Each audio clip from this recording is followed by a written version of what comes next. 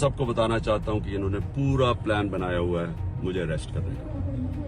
গেল কয়েক বছর ধরেই ইমরান খানকে কেন্দ্র করে উত্তাল হয়ে আছে পাকিস্তানের রাজনীতি। সাবেক এই প্রধানমন্ত্রীকে নিজেদের ক্ষমতার জন্য চরম হুমকি মনে করে আসছে সেনাবাহিনী সহ অন্যান্য রাজনৈতিক দলগুলো। তবুও বিন্দুমাত্র কমেনি তার জনপ্রিয়তা। উল্টো ইমরান খানের মুক্তির দাবিতে আরও জোরালো হচ্ছে জনমত।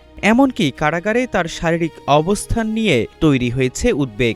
এর মধ্যেই পাকিস্তানে আসার ঘোষণা দিয়েছেন ক্যাপ্টেন খানের দুই ছেলে। ধারণা করা হচ্ছে তাদের আগমনে আবারও উত্তাল হয়ে উঠবে পাক রাজনীতি। ইমরান খানের ছেলে কাসিম খান ও সুলাইমান খান জানান, আগামী জানুয়ারিতে পাকিস্তানে আসার জন্য তারা ভিসার আবেদন করেছেন। এ সময় তারা দাবি করেন কারাগারে ইমরান খানকে ডেথ সেলে রাখা হয়েছে।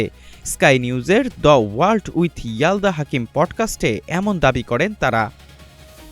সাক্ষাৎকারে ইমরান পুত্ররা দাবি করেন তাদেরকে পাকিস্তানে না আসার ব্যাপারে সতর্ক করে দেয়া হয়েছে, যদিও তারা পরবর্তীতে পাক প্রতিরক্ষা মন্ত্রী খাজা আসিফের কাছ থেকে জানতে পারেন তারা পাকিস্তানে আসতে পারবেন এবং ইমরান খানের সঙ্গে দেখা করতে পারবেন।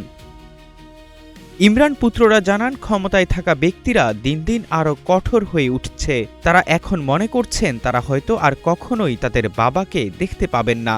সুলাইমান খান মনে করেন আন্তর্জাতিক চাপ হয়তো এই পরিস্থিতি পাল্টাতে কার্যকর ভূমিকা রাখতে পারে। ইমরান পুত্র কাসিম দাবি করেন কারাগারে যেখানে ইমরান খানকে রাখা হয়েছে তাকে খারাপ বলা যায় না, বরং এটা ভয়ঙ্কর পরিবেশ।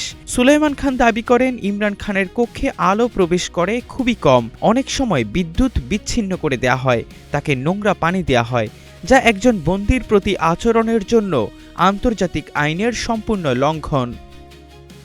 রাজনৈতিক বিশ্লেষকরা মনে করছেন ইমরান খানের দুই ছেলে পাকিস্তান সফর করলে পিটিআই নেতারা তার মুক্তির জন্য আরও উজ্জীবিত হতে পারে। এমনকি নতুন করে সরকার বিরোধী আন্দোলনও আরও চাঙ্গা হয়ে উঠতে পারে পাকিস্তান জুড়ে।